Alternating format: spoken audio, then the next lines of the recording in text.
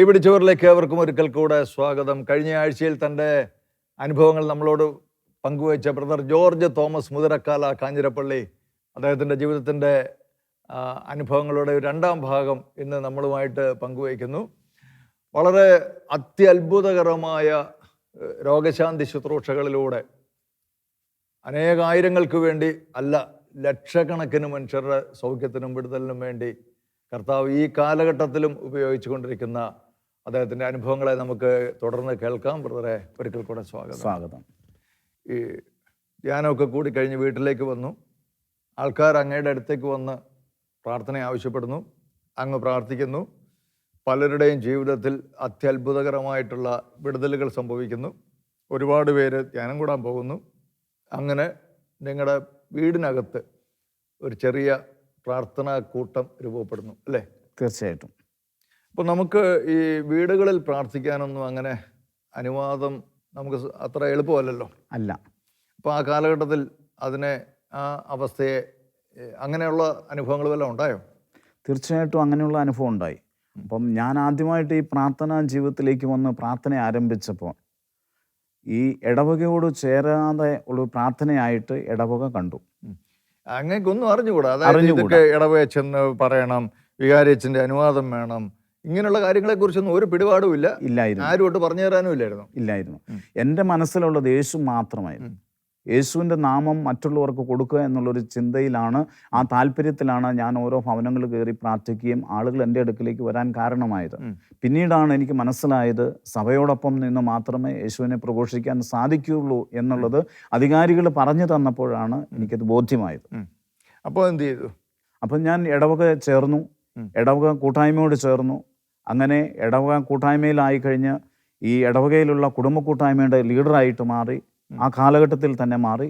പിന്നെ പള്ളിയിൽ പോകാത്ത ആളുകൾ, ഇടവക പള്ളിയിൽ പോകാത്ത ആളുകൾ ആരാണെന്ന് കണ്ടുപിടിക്കാൻ തുടങ്ങി. അവരെ ഇടവകയോട് ചേർക്കാൻ തുടങ്ങി. അങ്ങനെ കുടുംബ പ്രാർത്ഥന ഇല്ലാത്ത കുടുംബങ്ങളിൽ പ്രാർത്ഥന ആരംഭിക്കാനായിട്ട് അവർക്ക് പ്രേരണ കൊടുത്തു. അങ്ങനെ സഭയുടെ ഒരു ഭാഗമായി മാറി. ഈ വീട്ടിൽ പ്രാർത്ഥന നടത്തിക്കൊണ്ടിരിക്കുമ്പോൾ ഒരുപാട് ആൾക്കാർ ഈ അങ്ങയുടെ അടുത്ത് വന്ന് പ്രാർത്ഥിക്കാനും ഒക്കെ ആയിട്ട് കടന്നു വരുന്നല്ലോ, ഉണ്ടായിരുന്നു. അപ്പോൾ സ്വാഭാവികമായിട്ടും അത് ചിലർക്കൊക്കെ അത്ര ഇഷ്ടപ്പെട്ടെന്ന് വരില്ല നമ്മുടെ ഒരു പശ്ചാത്തലത്തിൽ. അപ്പോൾ അങ്ങനെയൊക്കെയുള്ള സംഭവങ്ങളൊക്കെ എങ്ങനെയാണ് നേരിട്ടത്? അത് ശരിയാണ്, ബ്രദർ പറഞ്ഞത് ശരിയാണ്. ഏകദേശം ഞാനന്ന് വെള്ളിയാഴ്ച ദിവസങ്ങളായിരുന്നു ആളുകളെ കാണാനായിട്ട് തീരുമാനിച്ചിരുന്നു. അത് ശരിക്കും നമ്മൾ അങ്ങനെ കരുതിക്കൂട്ടി തീരുമാനിച്ചതാണോ, അതോ അങ്ങനെ സംഭവിച്ചു പോയതാണോ? ഈ വെള്ളിയാഴ്ച ധ്യാനം അവസാനിച്ച ദിവസം വെള്ളിയാഴ്ചയാണ്. ഡിവൈൻ ധ്യാനകേന്ദ്രത്തിൽ വെള്ളിയാഴ്ചയാണ് അവസാനിച്ചത്. അപ്പം വെള്ളിയാഴ്ച ദൈവത്തിൻ്റെ മുൻപിൽ ഞാനൊരു തീരുമാനം പറഞ്ഞു, ഈ ദിവസം ഞാൻ പ്രാർത്ഥന ആരംഭിച്ചിരിക്കുമെന്ന് ഞാൻ ദൈവത്തോട് പറഞ്ഞു. അങ്ങനെ വന്നാണ് വെള്ളിയാഴ്ച ഞാൻ പ്രാർത്ഥന ആരംഭിക്കുന്നത്. ആദ്യം ഞാൻ പ്രാർത്ഥന ആരംഭിച്ച ഉപവാസമൊക്കെ ആയിട്ട് എല്ലാ വെള്ളിയാഴ്ച ഉപവാസം, രാവിലെ 5 മണി തൊട്ട് വൈകുന്നേരം 8 മണി വരെ ഉപവാസ പ്രാർത്ഥന. അപ്പോൾ അങ്ങനെ ആ പ്രാർത്ഥന ഞാൻ ദൈവത്തോട് ചേർത്ത് വെച്ചു. അപ്പോൾ അങ്ങനെ ആളുകൾ 100, 300, 400 പേരൊക്കെ ഒരു ദിവസം വരാൻ തുടങ്ങി. അതായത് ശരിക്കും നിങ്ങളുടെ ഈ, അതായത് ആ ഒരു കോളനിക്കകത്തുള്ള ഒരു വീട്ടിലേക്ക് നിങ്ങൾ ആരെയും അറിയിക്കാതെ, നോട്ടീസ് കൊടുത്തിട്ടില്ല, മറ്റ് യാതൊരു വിധത്തിലുള്ള പബ്ലിസിറ്റി ചെയ്തിട്ടില്ല, ഒന്നും ഇല്ലാതെ 100-400 ആൾക്കാർ ഈ കൊച്ചു വീട്ടിലേക്ക് വരാൻ തുടങ്ങി. ഈ 400 പേര് ആൾക്കാരെയൊക്കെ എങ്ങനെ നിയന്ത്രിക്കാൻ പറ്റിയെന്നറിയാം? നിയന്ത്രിക്കാൻ എന്ന് പറഞ്ഞാൽ ആളുകൾ വന്ന് അവിടെ ശാന്തമായി നിൽക്കുന്ന ഒരു അവസ്ഥയായിരുന്നു. കൊച്ചു വീടെന്ന് പറഞ്ഞാൽ ഒരു ഇടുങ്ങിയ തിണ്ണയ്ക്കുള്ളിലാണ് ഞാൻ ഇരിക്കുന്നത്. 2 മുറിയുള്ളതിൽ ഒരെണ്ണം കഞ്ഞി വെക്കണം, ഒരെണ്ണത്തിൽ അത് കിടക്കണം. സഹോദരിയുടെ വീടാണ്. അപ്പോൾ അവിടെ ആളുകൾ വന്ന് തയ്യാറായി പുകയടിച്ച് നിൽക്കുന്നത്. എപ്പോഴാണ് ആളുകൾ വരുന്നത്? 3 മണി കഴിയുമ്പോൾ ഈ വന്ന് മുറ്റത്ത് നിൽക്കാൻ തുടങ്ങും. ബ്രദറെ, സ്വാഭാവികമായിട്ടും മനുഷ്യർ തെറ്റിദ്ധരിക്കാൻ ഉള്ള വലിയ സാധ്യതകളുണ്ട്. ആരെയും കുറ്റം പറയാനും പറ്റില്ല. കാരണം ഒരുപാട് മനുഷ്യ ദൈവങ്ങൾ, സിദ്ധന്മാർ ഒക്കെ ഉള്ളൊരു കാലഘട്ടമാണല്ലോ ഇത്. അതെയായിരുന്നു. അപ്പോൾ ഒരുത്തൻ ഇങ്ങനെ വീട്ടിൽ പ്രാർത്ഥന തുടങ്ങി അവൻ്റെ അടുത്തേക്ക് ആൾക്കാർ വരുന്നു. തീർച്ചയായിട്ടും അതിനെ അധികാരികൾ അതിനെ വിലക്കാനുള്ള വലിയ സാധ്യതയുണ്ട്, പ്രത്യേകിച്ച് നമ്മുടെ കത്തോലിക്ക പശ്ചാത്തലത്തിൽ. അപ്പം അങ്ങേക്ക് ആ സമയത്തൊക്കെ അങ്ങനെയുള്ള വിലക്കുകളോ പ്രശ്നങ്ങളോ വല്ലതൊക്കെ ഉണ്ടായോ? കാരണം ഈ ജനങ്ങളെ സംബന്ധിച്ചിടത്തോളം അവർക്ക് ഒരു അനുഗ്രഹം കിട്ടണം, ഒരു കാര്യം സാധിച്ച് കിട്ടണം. അതിനെവിടെയാണോ ഒരു പുതിയ ഒരാളെക്കുറിച്ച് കേട്ടാൽ അങ്ങോട്ട് ഓടിപ്പോവുക എന്നുള്ളത് മനുഷ്യരുടെ ഒരു സ്വാഭാവിക പ്രവൃത്തിയത്. എന്നാൽ ഈ വീട്ടിൽ ആളുകൾ വന്ന് പ്രാർത്ഥിച്ചു പോകുന്നതിന് എനിക്ക് വിലക്ക് ഏർപ്പെടുത്തിയില്ല. കാരണം വ്യക്തിപരമായിട്ടാണ് ഞാൻ ആളെ കാണുന്നത്. ഈ വരുന്ന ആളുകളെ 400 പേരും ഒരുമിച്ചിരുത്തി ഞാൻ ഒരിക്കലും കണ്ടിട്ടില്ല. അവർ ഒരുമിച്ചിരുത്തി ധ്യാനിപ്പിച്ചിട്ടില്ല. ഒരാൾ കടന്നു പോയി കഴിയുമ്പോൾ അടുത്ത ആൾ എന്നോട് വന്ന് അവരുടെ കാര്യങ്ങൾ പറയുന്നു, ഞാൻ എഴുതി വെക്കുന്നു, അവർ പോകുന്നു. അതുകൊണ്ട് സഭ അങ്ങനെ ഒരു വിലക്ക് അന്ന് ഏർപ്പെടുത്തിയില്ല. അത് പിന്നീട് അങ്ങ് തുടർന്ന് ഇന്നും ഈ ശുശ്രൂഷ തുടർന്നുകൊണ്ടിരിക്കുകയാണ്. ഞാൻ ഇപ്പോഴും ആളുകളെ കാണുന്നുണ്ട്. ഓരോരുത്തർ വിളിച്ചു ചോദിച്ചിട്ട് എന്നെ ഒന്ന് സഹായിക്കാമോ, പ്രാർത്ഥനയിൽ സഹായിക്കാമോ എന്ന് ചോദിക്കുമ്പോൾ ആ വ്യക്തിപരമായിട്ട് ആളുകൾ വന്ന് ഇന്നും എന്നെ കാണുന്നുണ്ട്. അതിന് തടസ്സങ്ങളൊന്നുമില്ല. അതിന് തടസ്സമൊന്നുമില്ല. കാരണം ഒരാളായിരിക്കാം വരുന്നത്. വിളിച്ചു ചോദിച്ചിട്ട് മാത്രമേ ഇപ്പോൾ ആളുകൾ വരുന്നുള്ളൂ. അപ്പം 1 മണിക്കൂറിൽ ഒരാളേ ഉള്ളൂ. അപ്പം വീട്ടിൽ ഞാനും ആ വ്യക്തിയും മാത്രമേ കാണത്തുള്ളൂ. അപ്പോൾ ആൾ പോയി കഴിഞ്ഞിട്ട് അടുത്ത ആൾ വരുന്നത്. ഇന്നും വരുന്നുണ്ട്. അപ്പോൾ ഈ ശുശ്രൂഷ ഇന്നും, അന്ന് എനിക്ക് ലഭിച്ച ആ ശുശ്രൂഷ ഇന്നും ഞാനത് കാത്തു സൂക്ഷിച്ചിട്ടുണ്ട്. ഞാൻ ഈ പോരുന്ന 2 ദിവസം മുമ്പ് കർത്താവിൻ്റെ ഒരു വലിയ അത്ഭുതം ഞാൻ കണ്ടു. ഈശോ ഒരു അത്ഭുതം ചെയ്യുന്നത് ഞാൻ കണ്ടു. എന്തായിരുന്നു? ഒരു ക്യാൻസർ രോഗി എന്ന് പറഞ്ഞാൽ കോട്ടയം മെഡിക്കൽ കോളേജിൽ അതീവ ഗുരുതരാവസ്ഥയിൽ കഴിഞ്ഞിരുന്ന ഒരു സഹോദരി, കൂവപ്പള്ളി സ്വദേശിയായ ഒരു സഹോദരി. ആ സഹോദരിയുടെ തലച്ചോറിൻ്റെ ഉള്ളിൽ ക്യാൻസറാണ്. തലയിട്ട് അടിച്ചടിച്ച് മരണത്തോട് അടുക്കാൻ പോവുകയാണ്. 40 വയസ്സുള്ള ആ സഹോദരിക്ക് വേണ്ടി കോട്ടയം മെഡിക്കൽ കോളേജിൽ പോയി ഞാൻ പ്രാർത്ഥിക്കാനായിട്ട് പോയി. പ്രാർത്ഥിച്ചുകൊണ്ടിരുന്ന സമയത്ത് ഞാൻ കണ്ടു ഈ സഹോദരി സൗഖ്യം പ്രാപിക്കുന്നതും എഴുന്നേറ്റ് നടക്കുന്നതുമായിട്ട് എനിക്ക് കാണാനായിട്ട് സാധിച്ചു. അന്ന് വൈകിട്ട് ഈ സഹോദരിയെ ഡോക്ടർ പറഞ്ഞു, നിങ്ങൾ വീട്ടിലേക്ക് കൊണ്ടുപോക്കൂ, ഇവിടെ ഇനി നോക്കാൻ പറ്റത്തില്ല. എന്നാൽ വീട്ടിൽ ചെന്ന ആ സമയം മുതൽ ഈ സഹോദരിയുടെ വേദന മാറുകയും ആ സഹോദരി പിറ്റേ ദിവസം എഴുന്നേറ്റ് നടക്കുകയും ആരുടെയും സഹായമില്ലാതെ ഇന്ന് ആ സഹോദരി നടക്കുകയും ചെയ്യുന്ന ഒരു കാഴ്ച ഞാൻ കണ്ടിട്ടാണ് വന്നിരിക്കുന്നത്. ഇത് ഈ ദിവസങ്ങളിൽ 4 ദിവസം മുമ്പ് നടന്ന കാര്യമാണ്. ഇപ്പോൾ ഈ പ്രത്യേകിച്ച് ഈ കാലഘട്ടത്തിൽ ഈ സോഷ്യൽ മീഡിയയിലൂടെയൊക്കെ ഈ രോഗശാന്തി ശുശ്രൂഷകരെയൊക്കെ പുതിയ ഭാഷയെ പറഞ്ഞാൽ വലിച്ച് കീറി ഭിത്തിയിലൊട്ടിക്കുന്ന ഒരു കാലഘട്ടമാണിത്. അതെ. അപ്പോൾ അങ്ങയുടെ ഈ ശുശ്രൂഷകൾ ഇത് ശരിക്കും നേരിൽ കണ്ട് അനുഭവിച്ച കാര്യമാണ്. തീർച്ചയായിട്ടും ഈ വ്യക്തിയുടെ സാക്ഷ്യമുള്ളതാണ്. അതെൻ്റെ മൊബൈൽ ഫോണിൽ അത് കിടക്കുന്നു. ആ വ്യക്തി ഹോസ്പിറ്റലിൽ കിടക്കുന്നതും പ്രാർത്ഥിക്കുന്നതും എഴുന്നേറ്റ് വരുന്നതും നടക്കുന്നതും എൻ്റെ മൊബൈൽ ഫോണിൽ അത് അവരയച്ചു തന്നിരിക്കുക. അപ്പോൾ ശരിക്കും പ്രാർത്ഥിക്കുമ്പോൾ ഇതുപോലെയുള്ള അത്ഭുതകരമായ രോഗസൗഖ്യങ്ങൾ ഉണ്ടാകുന്നു എന്ന് തന്നെയാണോ അങ്ങയുടെ നിലപാട്? തീർച്ചയായിട്ടും. ഞാൻ യേശുവിനെ സ്വീകരിച്ച ആ സമയം മുതൽ ഞാൻ മനസ്സിലാക്കിയതും എൻ്റെ അനുഭവത്തിലൂടെ എനിക്ക് കാണാൻ പറ്റുന്നതും എനിക്ക് ദൈവം തന്ന ഒരു പ്രധാനപ്പെട്ട ഗിഫ്റ്റ് എന്ന് ഞാൻ മനസ്സിലാക്കി 25 വർഷം കൊണ്ട് മനസ്സിലാക്കിയിരിക്കുന്നത് എനിക്ക് രോഗശാന്തി ശുശ്രൂഷയാണ് കർത്താവ് തന്നിരിക്കുന്നത്. അതായത് അങ്ങ് പ്രാർത്ഥിക്കുമ്പോൾ രോഗികളുടെ മേൽ ഈ വലിയൊരു ഹീലിംഗ് വരുന്നുണ്ട്. തീർച്ചയായിട്ടും വരുന്നുണ്ട്. രോഗികൾ സൗഖ്യം പ്രാപിക്കുകയും പൈശാചിക ശക്തികളുള്ളവരുണ്ടെങ്കിൽ അവിടെ കിടന്ന് ഉരുണ്ട് അവർ അതിൽ നിന്ന് വിടുതൽ പ്രാപിക്കുകയും ചെയ്യുന്ന അനുഭവം നമുക്ക് കൺമുൻപിൽ കാണാൻ സാധിക്കും. തീർച്ചയായിട്ടും. ഞാൻ ഒരാൾ എന്നോട് അദ്ദേഹത്തിൻ്റെ ഒരു അനുഭവം നേരിട്ട് എന്നോട് പറഞ്ഞത് ഞാൻ ഓർക്കുന്നത്, ഒരു സോറിയാസിസ് ബാധിച്ച ഒരു മനുഷ്യൻ, അദ്ദേഹത്തിൻ്റെ തല മുതൽ കാല് വരെയും സോറിയാസിസ് ബാധിച്ചെന്ന് പറഞ്ഞാൽ മനുഷ്യനെ കണ്ടാൽ അറപ്പ് തോന്നത്തക്ക വിധത്തിൽ അത്രമാത്രം ശരീരം മുഴുവൻ ഇങ്ങനെ സോറിയാസിസ് ബാധിച്ച ഒരു വ്യക്തി അങ്ങയുടെ അടുക്കൽ ഭവനത്തിൽ വന്ന് പ്രാർത്ഥിച്ചു. പിറ്റേ ആഴ്ചയായപ്പോഴത്തേക്കും അത് ഒരുപാട് സൗഖ്യമായി. ഒരാഴ്ചയും കൂടെ വന്നു പ്രാർത്ഥിച്ചു, മടങ്ങിപ്പോയി. അതിനുശേഷം പരിപൂർണ സൗഖ്യമായി നല്ല നോർമൽ സ്കിന്നായിട്ട് മാറി എന്നതിനോട് സാക്ഷ്യപ്പെടുത്തുകയുണ്ടായി. അങ്ങ് പറഞ്ഞത് സത്യമാണ്. ഒരു ശരീരം മുഴുവൻ രക്തമൊലിക്കുന്ന ഒരു മനുഷ്യനായിരുന്നു. ഈരാറ്റുപെട്ട തിടനാട് സൈഡിൽ നിന്നാണ് അദ്ദേഹത്തെ കൊണ്ടുവരുന്നത്. അദ്ദേഹത്തിൻ്റെ അപ്പനും സഹോദരനുമാണ് എൻ്റെ അടുക്കൽ കൊണ്ടുവന്നത്. ധ്യാനത്തിലൊന്നുമല്ല, അല്ലാതെ എൻ്റെ അടുക്കലേക്ക് കൊണ്ടുവരുന്നു. അപ്പോൾ ഈ സഹോദരനെ ഇങ്ങനെ എടുത്തുകൊണ്ട് വന്നിട്ട് പയ്യെ പിടിച്ച് എൻ്റെ അടുക്കലേക്ക് കൊണ്ടുവന്നു. അപ്പോൾ ഈ മനുഷ്യനെ കണ്ടപ്പോൾ എൻ്റെ ഉള്ളിൽ നിന്നും എനിക്ക് ആരോ പറഞ്ഞു തരികയാണ്, ഈ മനുഷ്യനൊന്ന് കെട്ടിപ്പിടിക്കാൻ പറഞ്ഞു. ഇദ്ദേഹത്തെ ഒന്ന് കെട്ടിപ്പിടിക്കാൻ പറഞ്ഞു. ഈ ശരീരത്തിലൂടെ ഈ ഇദ്ദേഹത്തിൻ്റെ ഡ്രസ്സിൽ കൂടെയൊക്കെ ബ്ലഡ് ഒഴുകുകയാണ്, നെറ്റിയിൽ കൂടെയൊക്കെ ബ്ലഡ് ഒഴുകുന്നുണ്ട്. നമുക്കൊരു വല്ലാത്തൊരു അറപ്പ് തോന്നുന്ന ഒരു സമയമാണ്. പക്ഷേങ്കിൽ ഞാൻ നല്ല വെള്ള ഷർട്ട് തേച്ചിട്ട്, ഞാൻ എപ്പോഴും വെള്ള ഷർട്ടൊക്കെയാണ് കൂടുതലും ധരിക്കുന്നത്, വെള്ള ഷർട്ട് തേച്ചിട്ടിരിക്കുകയാണ്. അന്ന് പ്രഭാതത്തിലാണ്. അപ്പോൾ ഈ വെള്ള ഷർട്ടിലേക്ക് ബ്ലഡ് പറ്റേണ്ടതാണ്. പക്ഷേ എൻ്റെ ഉള്ളിൽ നിന്നും പറഞ്ഞ ആ ദൈവശബ്ദം ഞാൻ ഈ മനുഷ്യനെ കെട്ടിപ്പിടിച്ചു.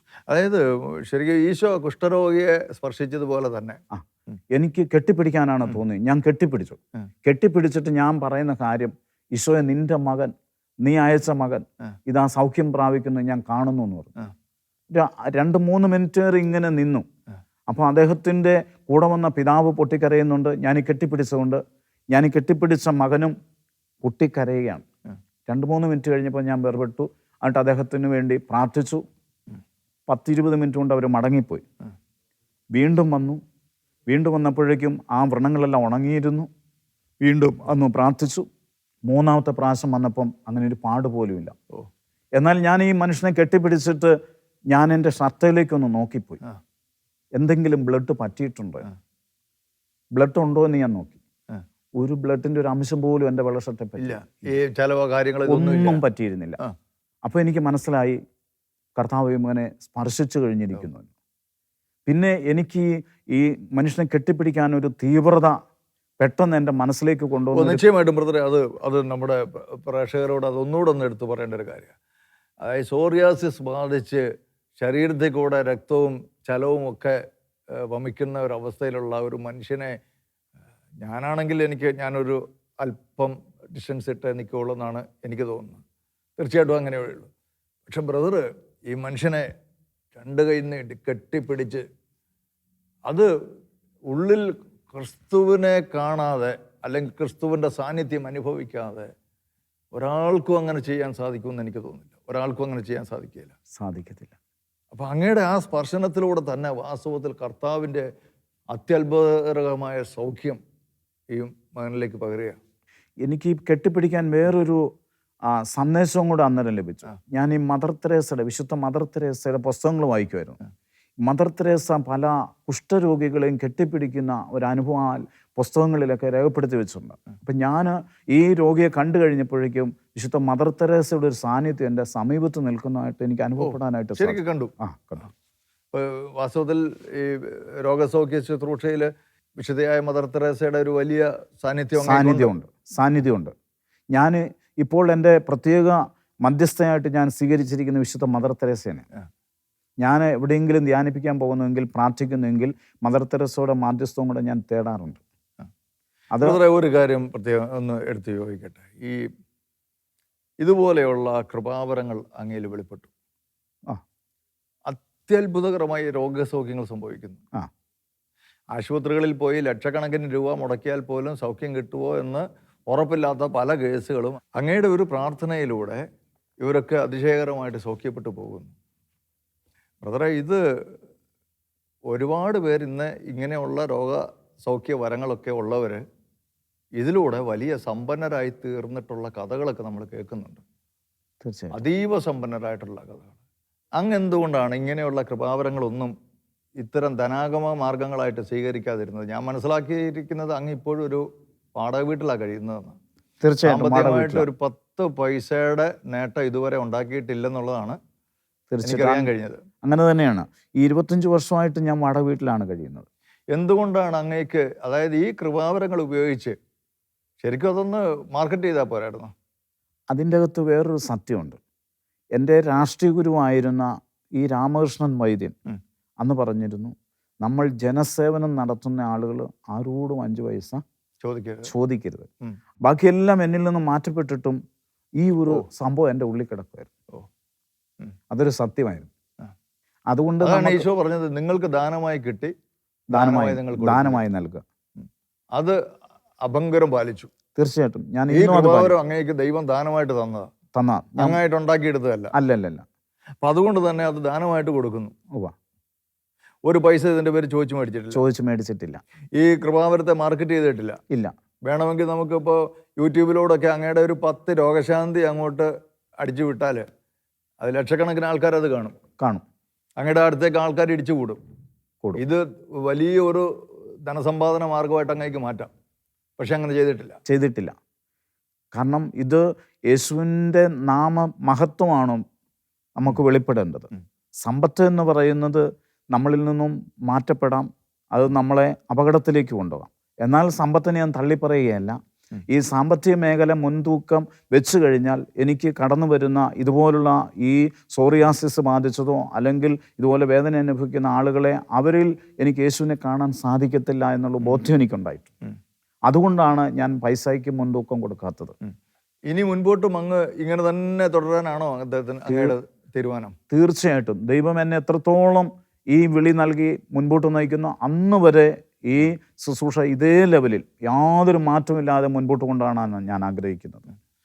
മറ്റു ചില അനുഭവങ്ങൾ, അതായത് ബ്രദറെ, ഈ അതിശയകരമായ രോഗസൗഖ്യത്തിൻ്റെ ചില കഥകളൊക്കെ അങ്ങയുടെ ജീവിതത്തിൽ ഉണ്ടായിട്ടുണ്ടാവുമല്ലോ. ഉണ്ട്. അത് വളരെ വെറൈറ്റി ആയിട്ടുള്ളത് ഉണ്ട്. അങ്ങനെയൊക്കെയുള്ള കാര്യങ്ങളൊക്കെ എന്ന് പറഞ്ഞു. ഞാൻ ഒരിക്കൽ ഈ വിശുദ്ധ ചാവറയച്ചൻ്റെ ഭവനം കൈനകരിയിൽ ഒരു രോഗശാന്തി ശുശ്രൂഷ ധ്യാനത്തിന് വേണ്ടി എന്നെ വിളിച്ചു. അപ്പോൾ അവിടെ അനേകം ആളുകൾ ആ കൺവെൻഷൻ 3 ദിവസത്തെ കൺവെൻഷനായിരുന്നു. 2016 കൺവെൻഷൻ നടക്കുന്നത്. അപ്പോൾ അനേകം ആളുകൾ അവിടെ ആ കൺവെൻഷനിലേക്ക് വരുന്നുണ്ടായിരുന്നു. അപ്പോൾ അവിടെ അന്ന് എൻ്റെ ജീവിതത്തിൽ ഏറ്റവും കൂടുതൽ രോഗസൗഖ്യങ്ങൾ നടന്നത് അവിടെയാണെന്ന് എനിക്ക് കാണാൻ പറ്റി.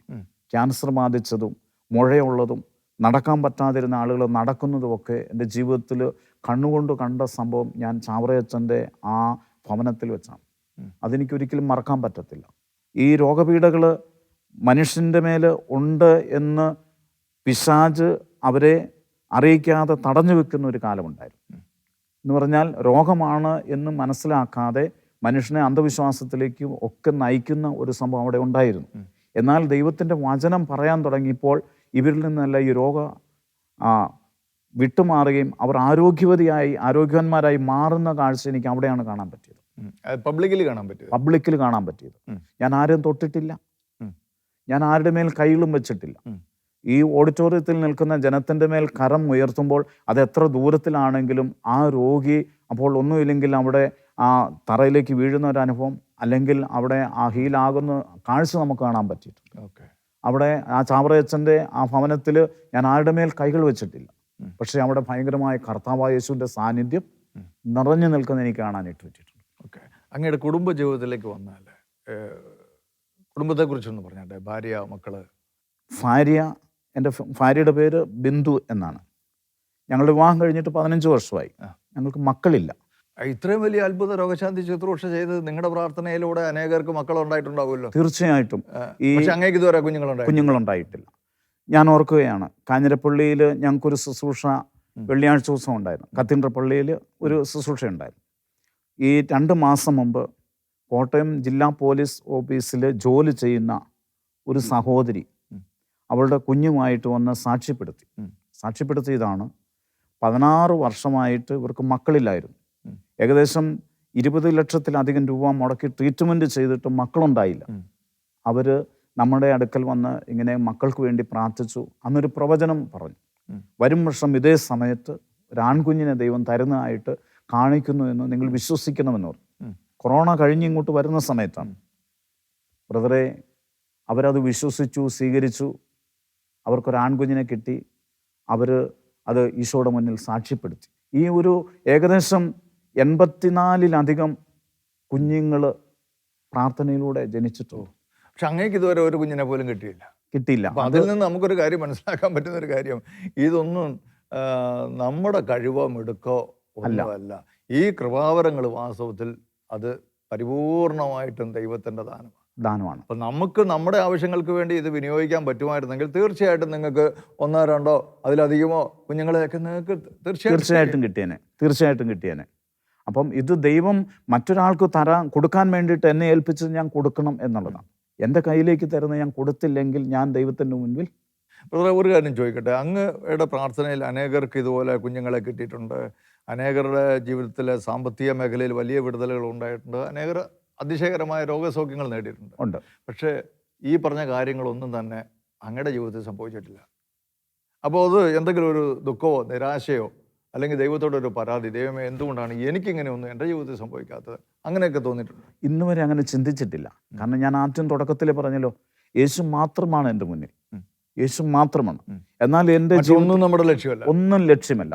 യേശു ഏക രക്ഷകനാണ് എന്ന് ജനത്തെ അറിയിക്കുക. യേശുവിൻ്റെ സാന്നിധ്യം സകല ജനങ്ങളും അനുഭവിക്കുക. അതാണ് എന്നെ ഏൽപ്പിച്ചിരിക്കുന്ന ദൗത്യം. അതാണ് ഞാൻ ഇന്നും തുടർന്നുകൊണ്ടിരിക്കുന്നത്. അതിനൊന്നും തടസ്സമല്ല. ഒന്നും തടസ്സം. വ്യക്തിപരമായ നഷ്ടങ്ങൾ ഒരു വിഷയമല്ല. എന്നെ പലപ്പോഴും ചില കേന്ദ്രങ്ങളിൽ നിന്ന് തടഞ്ഞു നിർത്തിയിട്ടുണ്ട്. മുൻപോട്ട് ചലിക്കരുത് എന്ന് പറഞ്ഞു. ആ തടഞ്ഞു നിർത്തിയ മേഖല എത്ര നാളാണോ തടഞ്ഞു നിർത്തി, അതിൻ്റെ 100 ഇരട്ടി ശക്തിയോടുകൂടി എനിക്ക് വീണ്ടും ശുശ്രൂഷയിലേക്ക് വളരാൻ സാധിച്ചിട്ടുണ്ട്. അതായത് ഈ തടസ്സങ്ങൾ ഉണ്ടായപ്പോഴൊക്കെ അങ്ങ് പരിപൂർണമായിട്ടും വിധേയപ്പെട്ടു. ആ തടസ്സം മറികടക്കാനല്ല ഞാൻ ശ്രമിച്ചത്. അതിൻ്റെ മുന്നിൽ ദൈവ സാന്നിധ്യം വരുന്നത് വരെ ഞാൻ കാത്തിരുന്നു കഴിഞ്ഞപ്പോൾ ഭയങ്കരമായ ഒരു അനുഗ്രഹമാണ് നമ്മളിലേക്ക് അതായത് ഒരു തടസ്സം നേരിട്ടാൽ അതിനപ്പുറത്ത് വലിയൊരു വാതിൽ കർത്താവ് തുറക്കുന്നത് വരെ നമ്മൾ വെയിറ്റ് ചെയ്തു. അത് നമ്മളായിട്ട് തള്ളി തുറക്കാൻ പോയില്ല. ഇല്ല. പരിശുദ്ധാത്മാവ് എപ്പോൾ നമ്മളെ മുന്നോട്ട് ചലിക്കാൻ ആഗ്രഹിക്കുന്നു അപ്പോൾ തന്നെ നമ്മളത് ചലിക്കും.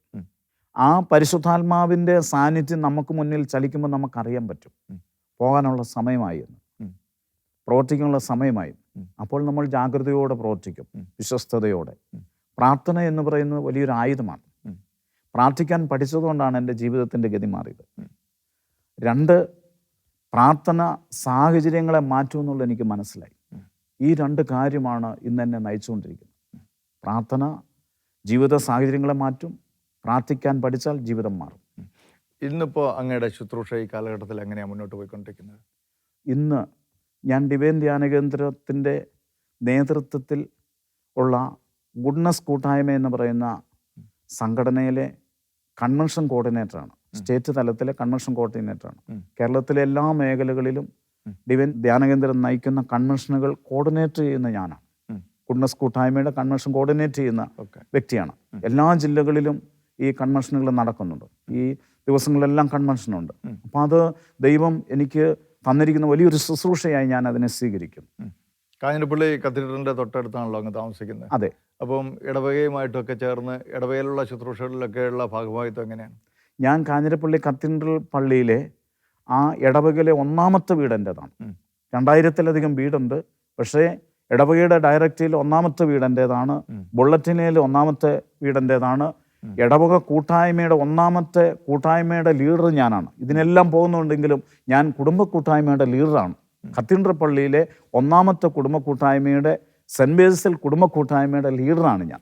ആ ശുശ്രൂഷയും വളരെ ഭംഗിയായിട്ട് മുന്നോട്ട് കൊണ്ടുപോകുന്നു. ഞാൻ എവിടെയൊക്കെ പോയാലും കൂട്ടായ്മയുടെ യാതൊരു തടസ്സങ്ങളും ഉണ്ടാക്കിയിട്ടില്ല. നമ്മുടെ സഭയുമായിട്ടും ഇടവക കൂട്ടായ്മയുമായിട്ടും എല്ലാം വളരെ സന്തോഷത്തോടെ, വളരെ വിധേയപ്പെട്ട്, അധികാരികൾക്ക് വിധേയപ്പെട്ട്, അനുസരണത്തോടെ അങ്ങയുടെ ശുശ്രൂഷകൾ ഇനിയും മുന്നോട്ട് പോകട്ടെ. അനേകർക്ക് വേണ്ടി പ്രയോജനപ്പെടുവാനായിട്ട് ഇനിയും കർത്താവ് അങ്ങനെ ധാരാളമായിട്ട് ഉപയോഗിക്കട്ടെ. നമുക്ക് ഈ അവസാന സമയം, നമ്മുടെ ഈ എപ്പിസോഡ് അവസാനിപ്പിക്കുമ്പോൾ നമ്മുടെ പ്രേക്ഷകർക്ക് വേണ്ടി, ഷെക്കാന ടെലിവിഷൻ്റെ ലോകം മുഴുവനുള്ള പ്രേക്ഷകർക്ക് വേണ്ടി അങ്ങ് ഒരു നിമിഷം പ്രാർത്ഥിച്ചാട്ടെ. ഒരുപാട് രോഗികൾ നമ്മളെ കാണുന്നുണ്ട്. ഒത്തിരി കിടപ്പ് രോഗികളുണ്ടാവും, മാനസികമായിട്ട് തകർന്നവരുണ്ടാവും, സാമ്പത്തികമായി വലിയ കടഭാരങ്ങളിലൂടെ പോകുന്നവരുണ്ടാവും. അവർക്കൊക്കെ വേണ്ടി അങ്ങ് ഒന്ന് പ്രാർത്ഥിച്ചാട്ടെ. സ്വർഗീയ പിതാവേ, അനുഗ്രഹിക്കപ്പെട്ട ഈ ദിവസത്തിനായി ഞങ്ങൾ നന്ദി പറയുന്നു. ഷെക്കൈന ടെലിവിഷനോടൊപ്പം എനിക്ക് ഈ ശുശ്രൂഷയിൽ പങ്കാളികളാകാൻ അവസരം തന്നതിനെ ഓർത്ത് ഞാൻ നന്ദി പറയുന്നു. ഈശോയെയും വിവിധ രോഗപീഠകളാൽ കഷ്ടതകൾ അനുഭവിക്കുന്ന എല്ലാ മക്കളെയും ഇപ്പോൾ അവിടുത്തെ മുൻപിലേക്ക് താൻ സമർപ്പിക്കുന്നു. മാറാ വ്യാധി എന്ന് പറഞ്ഞിരിക്കുന്ന എല്ലാ രോഗങ്ങളെയും അവിടുന്ന് മാറ്റുകയും തീരാവ്യാധികളെ തീർത്തുകളയും ചെയ്യുന്നവനായ പൊന്നുതമ്പുരാനെ, എല്ലാ രോഗികളും സൗഖ്യം പ്രാപിക്കട്ടെ എന്ന് പ്രാർത്ഥിക്കുന്നു. ഏതെങ്കിലും മക്കൾ ഭവനങ്ങളിൽ രോഗപീഠകളാൽ കഷ്ടതകൾ അനുഭവിക്കുന്നുണ്ടെങ്കിൽ ഈ നിമിഷം അവരെല്ലാം സൗഖ്യം പ്രാപിക്കട്ടെ എന്ന് പ്രാർത്ഥിക്കുന്നു. യേശുവിൻ്റെ നാമത്തിൽ എല്ലാ മക്കളും അനുഗ്രഹിക്കപ്പെടട്ടെ എന്ന് പ്രാർത്ഥിക്കുന്നു.